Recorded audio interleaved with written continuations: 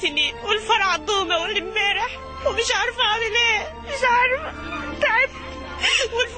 والحرامي دخل عليا وانا لوحدي بالليل، وجوزي كان رايح يدور عليه شغل، ودخل عليا وبقيت اصوت لحد ما جالي صرع وبتعالج منه دلوقتي عند دكتور ابن حلال من غير ما ياخد فلوس، بس العلاج غالي وبجيبه الحمد لله.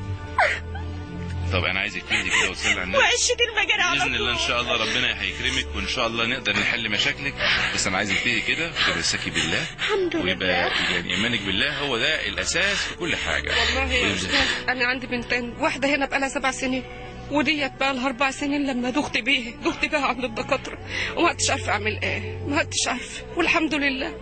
واحنا اولاد البلد، ده انا جوزي كان يعني جوزي شهيد في ايام الحرب، واولادي واخويا وابن عمي وعمي، وكنا بنجيب اليهود نقتلهم في بيوتنا وما احناش عارفين ناخد حزكان، ما احناش عارفين ناخد حقنا، ما مش عارفين ناخد حقنا من المسلمين. احنا مسلمين كلنا. انا بقول اوضه بس، اوضه لبنتي، اوضه مش طالبه، بلاش التانيه، انا عايزه واحده منهم العيانه، بلاش السليمه، العيانه بس، العيانه، عشان مش عارفه اعمل لها حاجه، مش عارفه، وتعبت. جبتها من هنا لهنا، دخت بيها بقى لها 4 سنين من يوم ما اتجوزت، وانا مش قادره اوديها فين. انا صح عندي شقه لكن ابني معايا، مش عارفه اوديها فين، اجيب لهم منين؟ إيه؟ مش لاقيه. من زرزاره نقلت لكم الوضع المأساوي.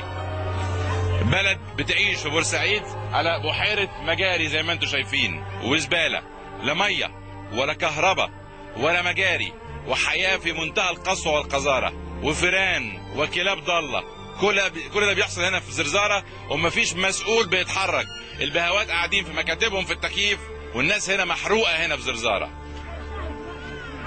حسبي الله ونعم الوكيل.